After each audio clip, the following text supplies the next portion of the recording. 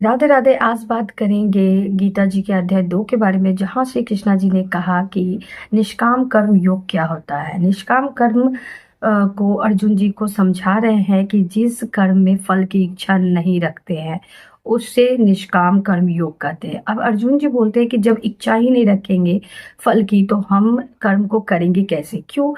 इंसानों में इच्छा आती है कि मुझे ये चाहिए, मुझे ये करना है, मुझे वो करना है, मैं ये पालूंगा, तभी तो वो कर्म करता है। अगर वो फल की इच्छा ही नहीं रखता है तो फिर कर्म करेगा ही क्यों। तो कृष्णा जी बताते हैं कि अगर फल की इच्छा रखता है इंसान तो कर्म अच्छे से नहीं कर पाता है। उसकी जो आसक्ति है फल से ही जुड़ जाती है। वो दिन रात फल के बारे में ही सोचते रहता है। अपना जो ध्यान होता है वो काम पर ना देके सारी की सारी फल पे लगा देता है। इसी कारण हमें फल की चिंता नहीं करनी चाहिए। फल के इच्छा रखे बिना ही सिर्फ और सिर्फ कर्म को करना चाहिए, क्योंकि अगर हमने फल की चिंता कर भी ली तो क्या होगा, हम कर्म अच्छा से नहीं कर पाएंगे। जब हम कर्म ही अच्छा से नहीं कर पाएंगे तो फिर हमें फल तो मिलेगी ही नहीं।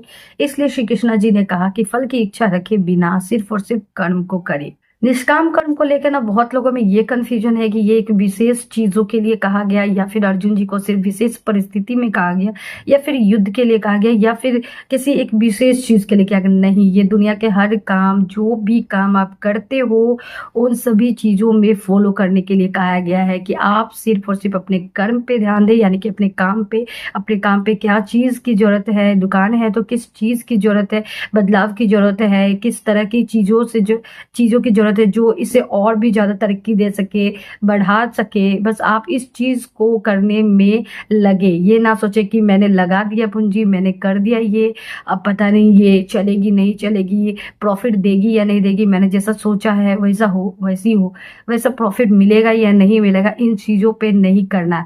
आपको बस अपने काम पे फोकस रखना है। आप सिर्फ और सिर्फ अपना बेस्ट दे सकते हो। यही कृष्णा जी समझा रहे कि आप सिर्फ और सिर्फ अपना बेस्ट देने में फोकस रखो कि धर्म के अनुसार कर्म करते जाओ, और मन में विश्वास रखो कि जिस नियत के साथ आप कर्म को कर रहे हो रिजल्ट भी वैसा ही आएगा। और पूरी निश्चित हो जाओ और भगवान पे समर्पण कर दो। मतलब कि आप पूरी तरह से, आप जो भी चीज की तैयारी कर रहे हो आप उस पर पूरी तरह से फोकस रहे, अपने बेस्ट से बेस्ट दे, अपने जितना आपको टाइम देना चाहिए उसमें उतना टाइम दे, अपने स्किल्स को इन्हेंस करे, जितनी जरूरत है उसमें उन सब चीज को दे और निश्चिंत हो जाए, अर्पण कर दे भगवान के चरणों में। वो रिजल्ट अच्छा ही आएगा। ये अच्छे बिजनेसमैन बनने के लिए क्या क्या चीजों की जरूरत पड़ेगी, क्या क्या आपको करना होगा, किस तरह के काम करने होंगे, किस तरह के हार्डवर्क करने चाहिए, क्या क्या उसे अपने गोल को पूरा करने के लिए जरूरत है, उस चीजों को करे और सिर्फ अपने आप को बेस्ट बनाने पे फोकस रखे। ना कि ये सोचे कि मैं इतनी मेहनत कर रही हूँ, पता नहीं इसका रिजल्ट आएगा या नहीं, मैंने इतना अच्छा से कारोबार शुरू किया, इतना पैसा लगा दिया, पता नहीं अब प्रॉफिट होगी या नहीं होगी, जो मैंने सोचा है वो होगी या नहीं होगी, इतना ज्यादा फायदा होगा या नहीं होगा। इन सब चीजों के बारे में नहीं सोचना है। अगर आप इन सब चीजों के बारे में सोचोगे तो आप रियली में लॉ ऑफ अट्रैक्शन जो कि है ओवर थिंकिंग, नेगेटिव थिंकिंग, ये सारी चीजों को अट्रैक्ट करोगे और वाकई में ऐसा हो जाएगा। इसी कारण फल की इच्छा आप रख दो कि ठीक है मुझे ये चाहिए, लेकिन आप फल से आसक्ति मत रखो। ठीक है, आसक्ति मतलब आप दिन रात उसी पे फोकस नहीं करो। सिर्फ फोकस आपको होना चाहिए, आपको अपने काम को किस तरह से बेस्ट बनाए। कृष्ण जी ये बोलते हैं अर्जुन जी को कि अगर तुम फल पे फोकस रखते हो, फल पे आसक्ति रखते हो, तो भी तुम्हारे सोचने या तुम्हारे नहीं सोचने से फल नहीं मिलने वाला है। तो फिर अर्जुन जी बोलते हैं कि फल कैसे मिलेगा और कौन देगा। तो कृष्ण जी बोलते हैं कि फल तो प्रारब्ध तय करती है। तो कृष्णा जी अर्जुन जी से पूछते हैं कि प्रारब्ध प्रारब्ध क्या होता है। फिर अर्जुन जी बोलते हैं वही कि भगवान को जो इच्छा होती है वैसे फल दे देते हैं। फिर कृष्णा जी समझाते कि नहीं, कर्म फल के बीच में भगवान जी नहीं आते हैं, प्रारब्ध के बीच में भगवान जी नहीं आते। कृष्णा जी बताते हैं कि प्रारब्ध जो है मनुष्यों के कर्मों से, मनुष्य अच्छा बुरा जो भी कर्म करता है वो सभी ही प्रारब्ध बनती है, और मनुष्य जो भी सुख दुख भोगता है सभी वो अपने कर्मों के अनुसार, प्रारब्ध के अनुसार ही भोगता है। इसमें भगवान जी का कोई भी हाथ नहीं होता है। मनुष्यों के कर्मों के बीच में कभी भी हस्तक्षेप नहीं करते हैं ईश्वर। वो जैसा कर्म करता है उसे वैसा ही फल मिलता है। अर्जुन जी ने कहा जब प्रारब्ध ही फल को तय करती है तो फिर मनुष्य को कर्म करने की आवश्यकता ही क्या है, वो तो पहले से ही तय है। लेकिन कृष्णा जी ने कहा कि प्रारब्ध मनुष्य के कर्मों से ही लिखाता है। अगर आज आप जिस कर्म को करते हो, जिस नियत से करते हो, आपको वैसा ही फल मिलेगा। इसलिए आप किसी भी चीज की तैयारी करते हो, या बिजनेस हो या कुछ भी हो, तो आप पॉजिटिव रख के करें।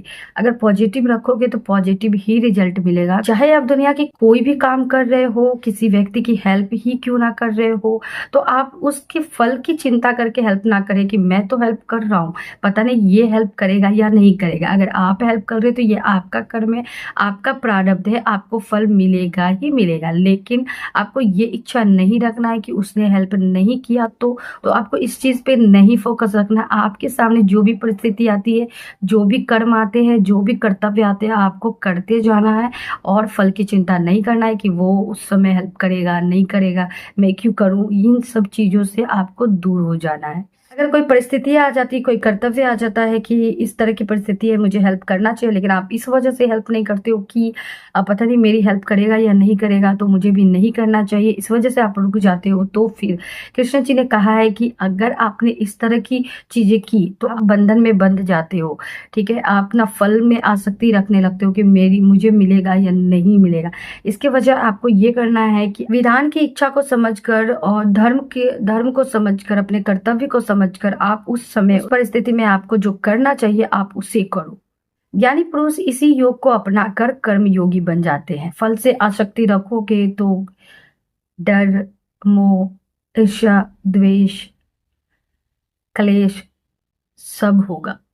इसलिए विधान की इच्छा समझकर हमें कर्म करना चाहिए।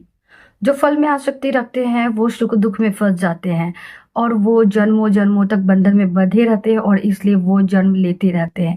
इसलिए कृष्ण जी ने कहा अर्जुन जी को कि तुम सम बुद्धि अपना कर कर्म करो, ना सफलता न विफलता की चिंता करो, सिर्फ और सिर्फ कर्म करो। तो अर्जुन जी बोलते हैं तुम्हारे कहने का मतलब है कि मैं सिर्फ और सिर्फ कर्तव्य करूं, अपनी बुद्धि का इस्तेमाल करके और मन को डोलने ना दूं। लेकिन कृष्णा जी बोलते हैं नहीं, बुद्धि पर भी पूरा विश्वास नहीं कर सकते, क्योंकि बुद्धि भी गलत सलाह दे सकती है, विनाश काले विपरीत बुद्धि। तो फिर अर्जुन जी बोलते हैं इंसान करे तो करे क्या, अपने मन के अनुसार एक काम ना करे, मन की इच्छा के अनुसार काम ना करे, बुद्धि की बात ना माने, तो आखिरकार इंसान करे तो करे क्या। कृष्ण जी अर्जुन जी को कहते हैं कि जब समबुद्धि अपनाकर तुम आचरण करोगे तो तुम पाप और पुण्य से मुक्त हो जाओगे। तो अर्जुन जी ने कहा मैं पाप और पुण्य से कैसे मुक्त हो जाऊंगा, किसी की हत्या करूंगा तो वो तो पाप हुआ, और अगर मैं वो अच्छे कर्म करता हूँ वो पुण्य हुआ, अगर मैं खराब कर्म करता हूँ तो वो पाप हुआ। पाप तो मैं प्रायश्चित करके चलो पाप खत्म हो जाएगी, लेकिन पुण्य पुण्य कैसे खत्म होगी। कृष्णा जी ने कहा कि पाप पुण्य जो होता है वो साधारण व्यक्तियों के लिए होता है, कर्म योगी तो पाप पुण्य से परे होते, वो उनसे मुक्त हो जाते हैं, क्योंकि वो फल की इच्छा नहीं रखते हैं। बस आत्मा के अंदर जो आवाज आई वो परमात्मा का आदेश मानकर कर्तव्य को करते जाते हैं। तो अब बताओ कि कहाँ पाप हुआ और कहाँ पुण्य हुआ, क्योंकि वो तो अपने परमात्मा के आदेश पे काम कर रहा है, वो सब कुछ समर्पण कर दिया है। तो कृष्णा जी बोलते हैं कि तुम स्थित प्रज्ञ हो जाओ, तुम मोह को त्याग दो, अपने अंदर की परमात्मा को देखने का प्रयास करो, और इसी स्थिति में, अगर इसी स्थिति में तुम बने रहोगे या कोई भी मनुष्य बना रहता है और कर्मों से आसक्ति नहीं रखता है, तो वो स्वयं इस स्थिति को प्राप्त करके ब्रह्मा को प्राप्त कर लेता है। तो इस अध्याय से हमें सीखने को मिला, हमें आत्मा के बारे में जानने को मिला, और कर्म योग में हमें ये मिला कि हमें कर्म आसक्ति रखकर नहीं करना और सिर्फ अपने कर्म को अच्छी तरीके से करना है, विधान के आदेश को मानकर। जो व्यक्ति कर्म योगी बनकर काम नहीं करते हैं, जो समर्पण नहीं करते हैं, वो कर्म तो अच्छे से कर लेते हैं, उन्हें ख्याति भी प्राप्त हो जाती है, लेकिन उन्हें शांति कभी भी प्राप्त नहीं होती है। धन दौलत भले ही कितना ही आ जाए, लेकिन उन्हें मानसिक शांति नहीं प्राप्त होती है, भगवान की प्राप्ति नहीं होती। लेकिन जो कर्म योगी होते हैं वो पूरी तरह से शांत हो जाते हैं। क्यों? क्योंकि उनके अंदर इच्छा ही नहीं होती है, वो परमात्मा के आदेश पे ही सारा काम कर रहे होते हैं। वो बिना किसी की चिंता किए, बिना किसी सफलता विफलता की चिंता किए बस वो कर्म करते जाता है। विधान की इच्छा को समझकर आपके पास जैसी भी परिस्थिति आती है, जो भी काम आती है, बिना फल की चिंता किए आपको वो काम करना है, आपको फल से आसक्ति नहीं करना है। और फिर आप जो भी काम कर रहे हो, जिस भी क्षेत्र में काम कर रहे हो, सिर्फ और सिर्फ अपने काम को अच्छे बेस्ट बनाने के लिए जितना प्रयास करना है करो, लेकिन फल की चिंता नहीं करना है, क्योंकि साफ साफ कृष्णा जी ने कहा जो कर्म करेगा उसको तो फल मिलेगा ही मिलेगा, इसमें कभी अन्याय नहीं हुआ है। थैंक यू वीडियो देखने के लिए।